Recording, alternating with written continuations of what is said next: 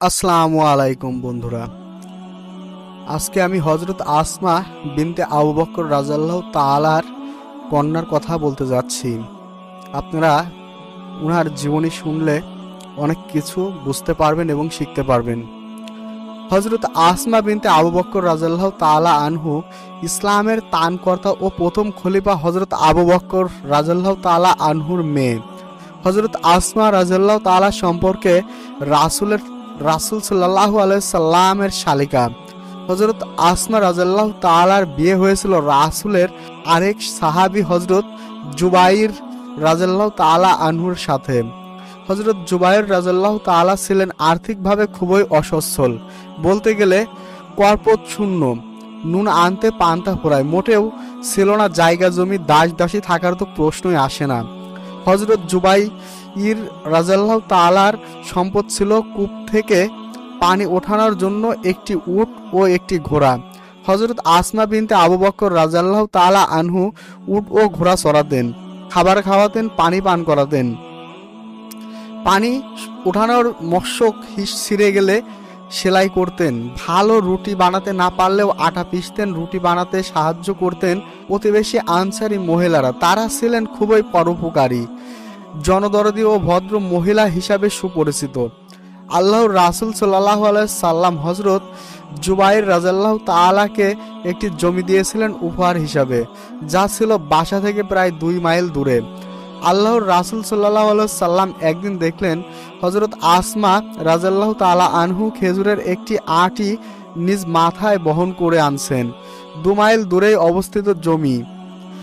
মহানবী সাল্লাল্লাহু আলাইহি সাল্লামের সাথে কজন আনসার সাহাবী ছিলেন, তারাও বিষয়টি দেখলেন। হযরত মুহাম্মদ সাল্লাল্লাহু আলাইহি সাল্লাম হযরত আসমাকে কাছে ডাকলেন, নিজের উটে থামালেন এবং হযরত আসমাকে উটের পিঠে ওঠার জন্য বললেন। হযরত আসমা রাদিয়াল্লাহু তাআলা আনহু অস্বীকৃতি জানালেন, উটের পিঠে উঠতে রাজি হলেন না। পরপুরুষের সাথে যাওয়াকে হযরত আসমা রাদিয়াল্লাহু তাআলা অপছন্দ ও লজ্জাবোধ করলেন। সে সময় তার মনে পড়ল হযরত জুবাইরের কথা, কেননা হযরত জুবাইর রাদিয়াল্লাহু তাআলা ছিলেন আত্মসম্মান বোধ আর আত্মমর্যাদা সম্পন্ন একজন সুপুরুষ ও বিরল ব্যক্তিত্ব। রাসূল সাল্লাল্লাহু আলাইহি সাল্লাম চলে গেলেন উটে চড়ে, তার সাহাবীরাও চলে গেলেন নিজ নিজ গন্তব্যে, আর হযরত আসমা রাদিয়াল্লাহু তাআলা আনহু চলে গেলেন নিজ বাড়িতে খেজুরের আটি নিজ মাথায় বহন করে।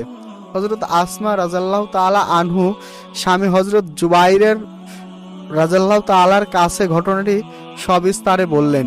আমি যখন খেজুরের আটি নিজ মাথায় বহন করে আসছিলাম, পথিমধ্যে দেখা হয়েছিল মহানবী হযরত মুহাম্মদ সাল্লাল্লাহু আলাইহি সাল্লামের সাথে। তার সাথে ছিল বেশ কয়েকজন সাহাবী।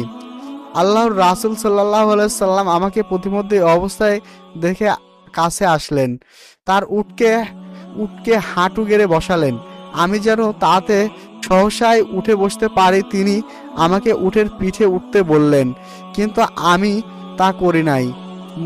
মানে রাসূল সাল্লাল্লাহু আলাইহি সাল্লামের উটের পিঠে উঠি নাই। এ কাজের নিজেকে লজ্জাবোধ ও অপছন্দ করলাম, শুধুমাত্র তোমার কথা ভেবে, কারণ আমি জানি তুমি আত্মসম্মান বোধ ও আত্মমর্যাদা সম্পন্ন একজন সুপুরুষ, তোমার রয়েছে উচ্চ স্তরের মর্যাদা ও সম্মান। সব কথা হযরত জুবাইর রাদিয়াল্লাহু তাআলা মনোযোগ দিয়ে শুনলেন, কিছু সময় নীরব থাকলেন, ভাবলেন, এরপর দীর্ঘশ্বাস ছেড়ে বললেন, আল্লাহর কসম যে আল্লাহ সুবহানা তাআলা তোমাকে আমার রব, সত্যি কেন আসমা আমার কাছে লজ্জার বিষয় সম্পূর্ণ বিপরীত ও ভিন্ন। হযরত মুহাম্মদ সাল্লাল্লাহু আলাইহি সাল্লামের সাথে উঠে চড়ার চেয়েও আমি বেশি লজ্জিত। তুমি হযরত আবু বকরের রাদিয়াল্লাহু তাআলা আনহুর মেয়ে, আদরের মেয়ে এবং হযরত মুহাম্মদ সাল্লাল্লাহু আলাইহি সাল্লামের শালিকা। একজন নারী হয়েও কষ্ট করে খেজুরের আটি বোঝাই নিয়ে নিজ মাথায় বহন করে নিয়ে এসেছো। এটা আমার কাছে বড়ই লজ্জাজনক ও অপমানজনক। বিষয়টি ভাবতেই লজ্জায় আমার মাথা হেট হয়ে যায়। আমি অবাক ও বিস্মিত হই। এই ঘটনাটি পৌঁছালো হযরত আবু বকরের কানে। এরপর তিনি সিদ্ধান্ত নিলেন মেয়েকে একজন খাদেম দেওয়ার জন্য। সে অনুযায়ী একজন খাদেম দিলেন হযরত আসমা রাদিয়াল্লাহু তাআলাকে।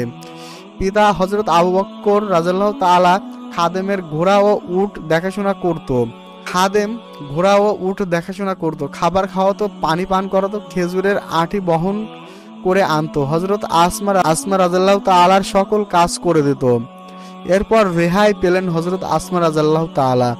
চড়াতেন না উট ও ঘোড়া, উঠাতেন না পানি, আনতেন না নিজ মাথায় বহন করে খেজুরের আঁটি।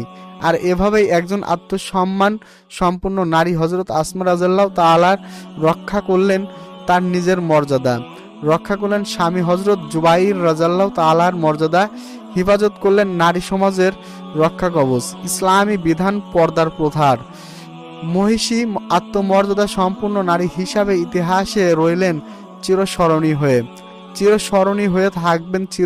হয়ে থাকবেন আদি অন্তকাল।